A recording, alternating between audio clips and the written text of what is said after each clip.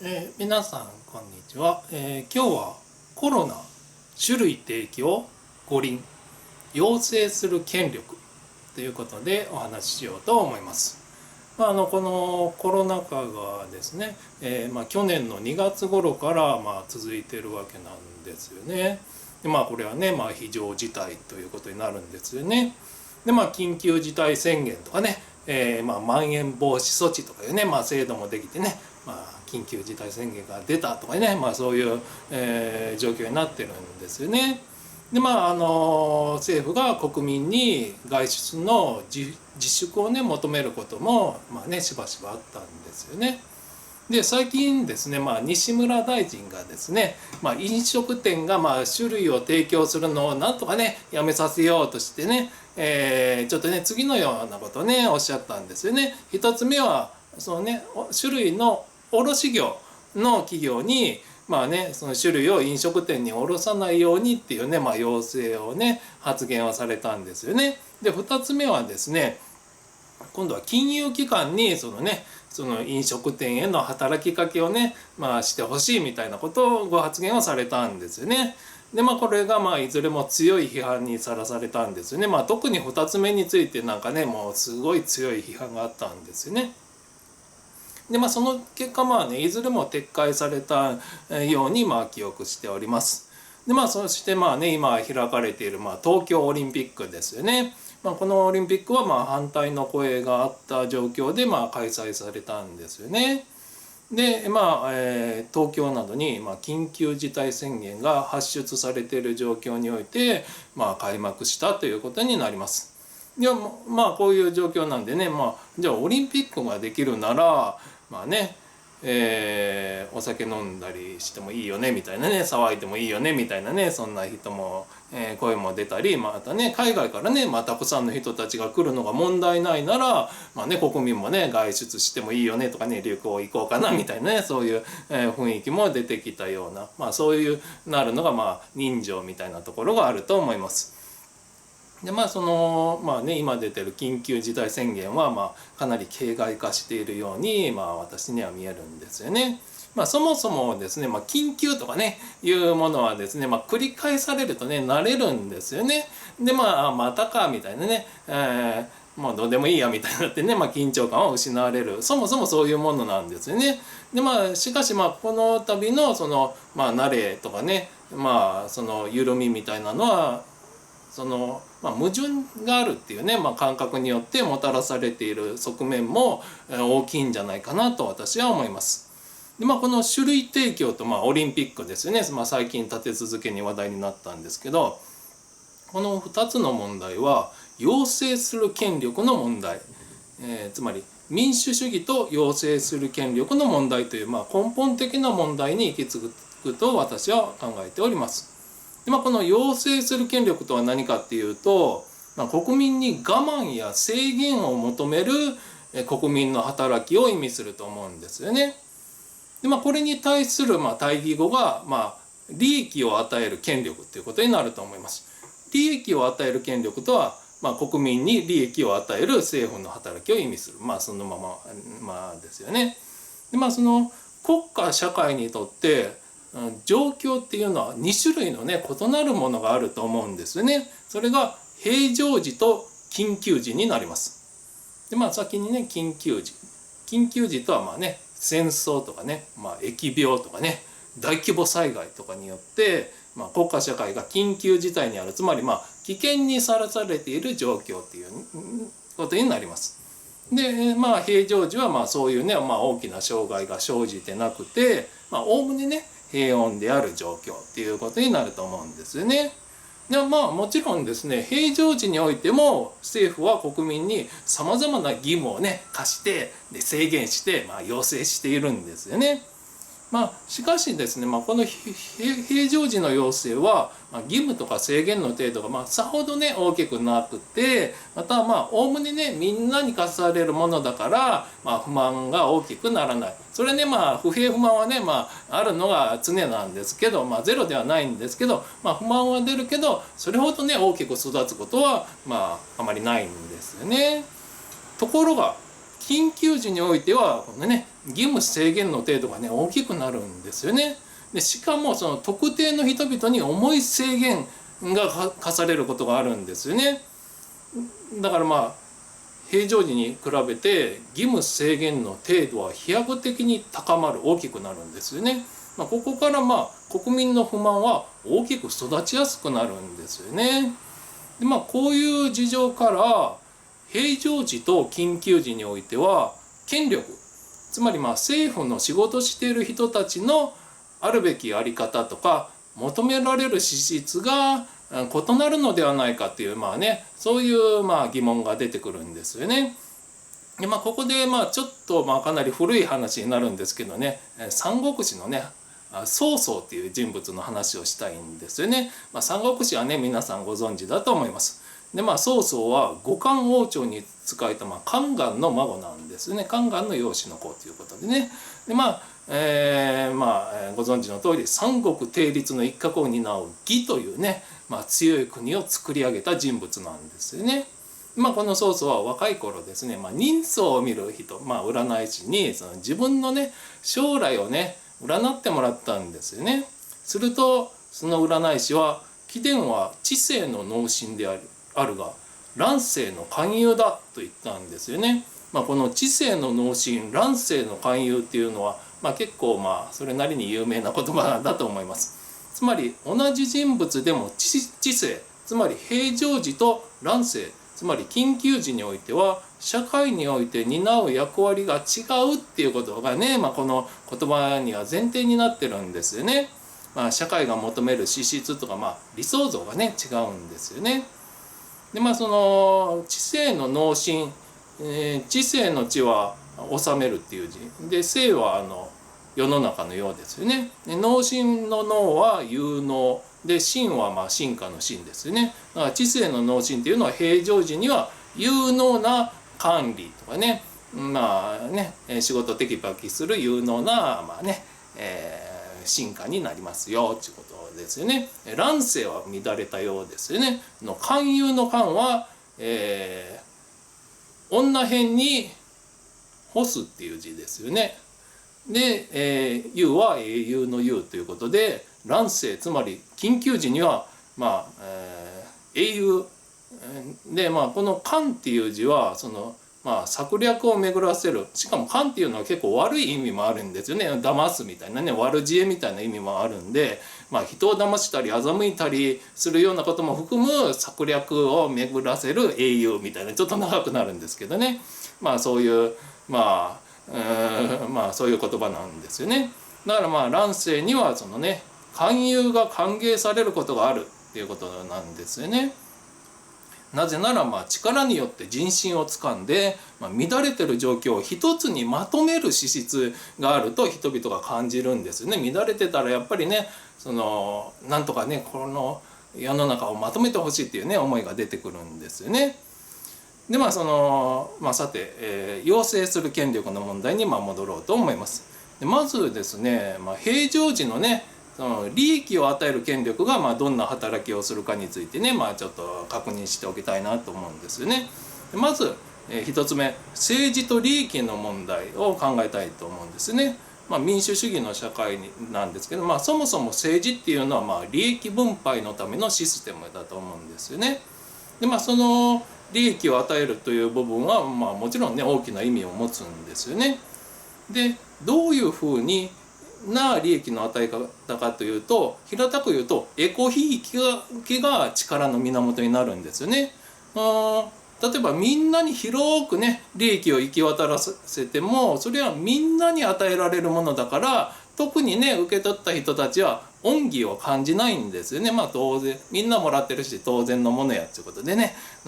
私のために何かしてくれたみたいなのは全然思わないんですよね。で恩義を感じないから、もちろん選挙で投票しようとかね献金しようとかいうね、思いも出てこない。ということは選挙に役立たないから、民主主義社会においては権力の獲得とか維持の手段としては不適切になるんですよね。みんなのために動くっていうのはですね。だから政治家はそういう行動をしようと動機づけられないっていうことになります。でじゃあ逆にエコひいきをするとどうなるか。エコひいきっていうのは身内びいきとか言って、英語ではねネポティズムと言われるんですけどね、このエコひいき言い換えると分け隔てのある愛情を受け取ると、受け取った側は私にこれだけ目をかけてくれたっていうね、私のためにしてくれたっていうふうにね強く感じるんですよね。でそれは恩義を感じる、嬉しいなっていう、なんかお返しせないかんなということで恩返しをしようと思うんですよね。でその思いが献金をしたりね、投票したりするっていうね、具体的な行動を出現されるんですよね、させるんですよね。でだから民主主義社会においては有効な手段になるんですよね。つまり政治家はこういう行動をしようと、つまりエコひいきをしようと動機づけられるんですよね。一つ分かりやすい例を挙げると、河井案里前議員とそのご主人にその自民党から支給された1億5,000万円なんですよね。報道によると他の候補者には1,500万円が支給されたらしいんですよね。で10倍ですよね。でその1億5,000万円というね、これだけの金額が河井、夫婦に支給されたということになるんですね。これぞまさに分け隔てのある愛情なんですよね。だから受け取った側はもうね、こんなこと、これほどのことをしてくれた、どんなことがあってもついていくっていうね、忠誠を尽くすというね、気持ちを起こさせるんですよね。だからこのお金の使い方についてはねいろんなことが言われているんですけど、民主主義社会における政治的なお金の使い方としてはある意味非常に正しい、お金の使い方なんですよね。で政党内部に限らず政党外のいろんな勢力についても特定の勢力、特に資金力とかね、動員力のある勢力にお金を回す、利益を回すっていうね、行動をするんですよね。するとそのね特定の勢力は恩義を感じて献金したりね、投票したりする。で権力を維持できる。で当選したらもうその勢力の利益を代弁するっていうことになるんですよね。だからこの民主主義社会における政策っていうのはそういう特定利益の寄せ集め、継ぎはぎみたいになるんですよね。だから全体像が欠落して場当たり的になるという欠点がどうしても出てくるということになります。でこれが政治と利益の問題なんですけど、2つ目として政治と言葉の問題があるんですよね。で平常時においては権力者の行動とか政策は密室で決まるんですよね。ということは密室での話し方がうまいものが力をつけて、権力の階段を上っていくっていうねことになるんですよね。でその密室での話とか厳密に密室じゃなくても会食においてのね内輪の話とかもねここには含まれます。でこういう場所では結構ね脅しがね、結構効果的だったりするんですよね。それとかねもちろん鞭もあれば飴もあるということで、飴もね大きな有効なんですよね。口を聞いてあげましょうとかね、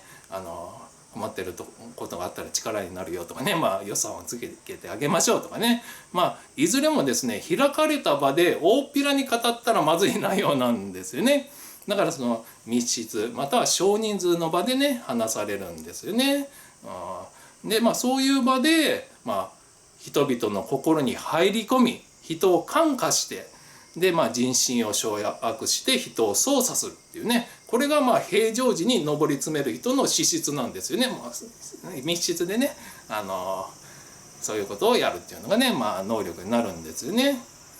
でこの2つの問題ですよね。政治と利益の問題と政治と言葉の問題が緊急時には異なった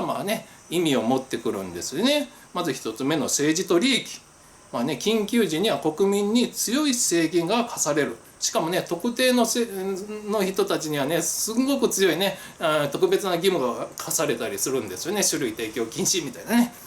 もうじゃあやっていけみたいになるんですよね。その状況下で平常時と同じように特定勢力に利益を流すともうね強い不公平感を持って見られるんですよね。平常時でもさっき言ったように不満はあるけどもうそれがね非常に大きく切実になるんですよね。で国家社会がね、危機を乗り越えようとしてるんだから、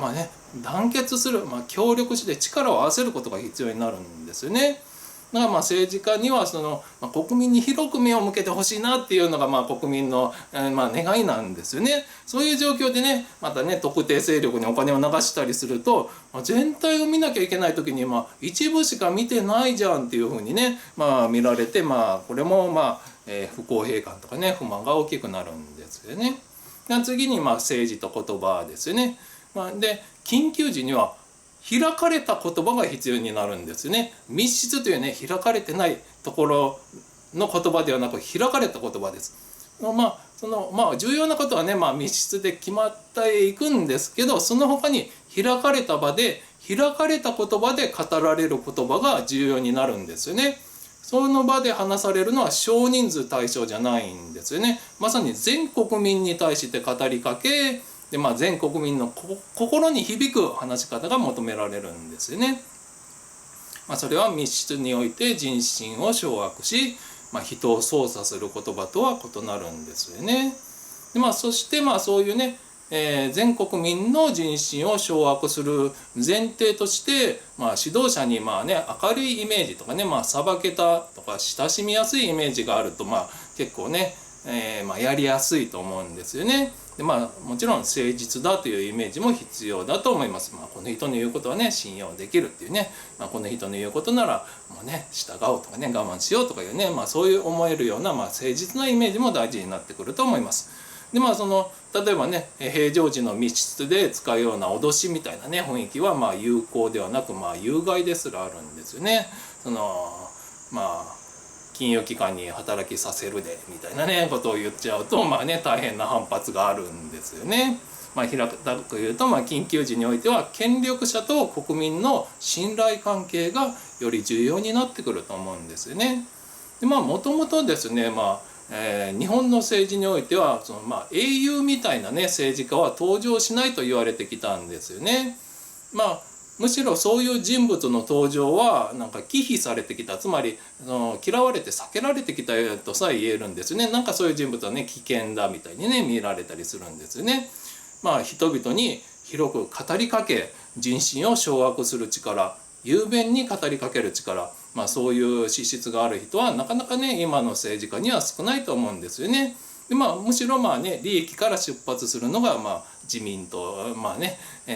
になるんですよね。利益誘導とか言われて、イメージ悪い言葉で語られるんですよね。癒着とかいうのに連想がいくんですけど、しかしこの利益から出発するというのには長所があるんですよね。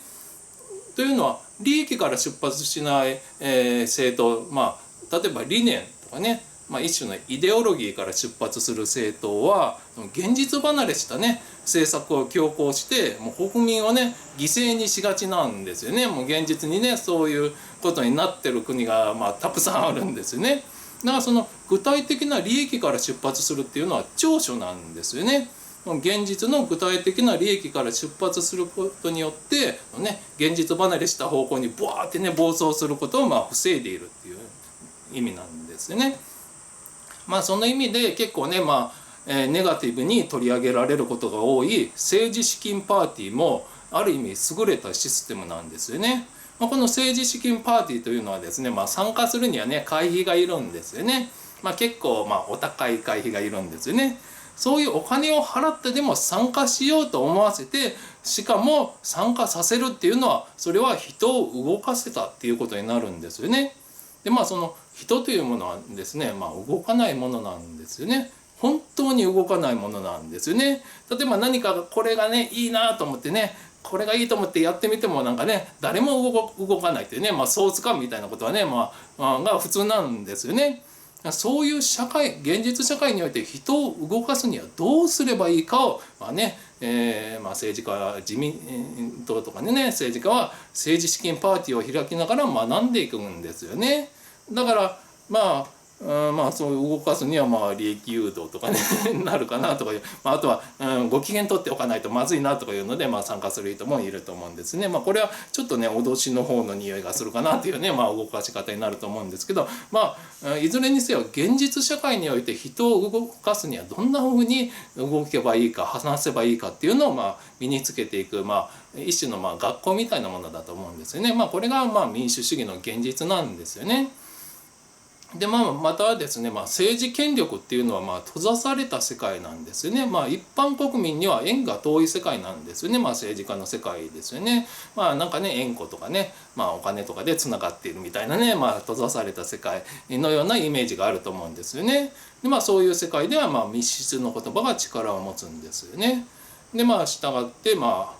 開かれた場で広く開かれた語りかけをする言葉を広く語りかける言葉を持つ人は出てきにくいなんていうか教育システムっていうかね、そういう、社会のシステムになってると思うんですよね。出てくるのは密室の言葉なんかねボソボソしてるっていうね密室の言葉か、あとはねポエムぐらいになるんですよね。でもしかしですね、自民党が戦後一貫して訴えてきた日本が危機に対応する能力ですよね。非常事態条項ですかね。で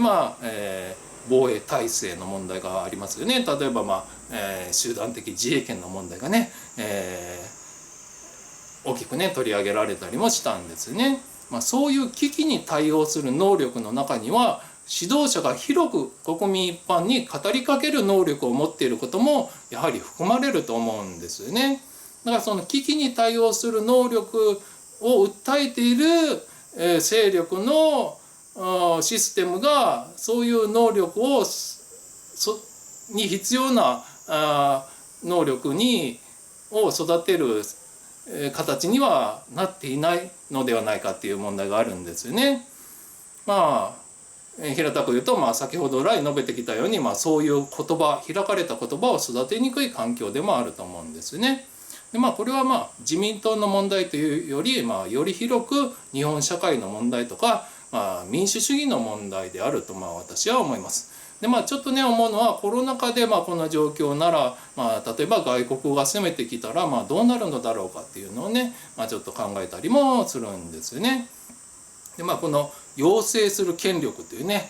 戦後しばらく経ってから語られてきて、で今も解かれていない問題を解くことができるのかっていうことなんですよね。この問題を認識し取り組んでいくことが重要になると思うんですよね。でこれは政治家だけの問題ではないと思うんですよね。国民が平常時から緊急時についての心構え、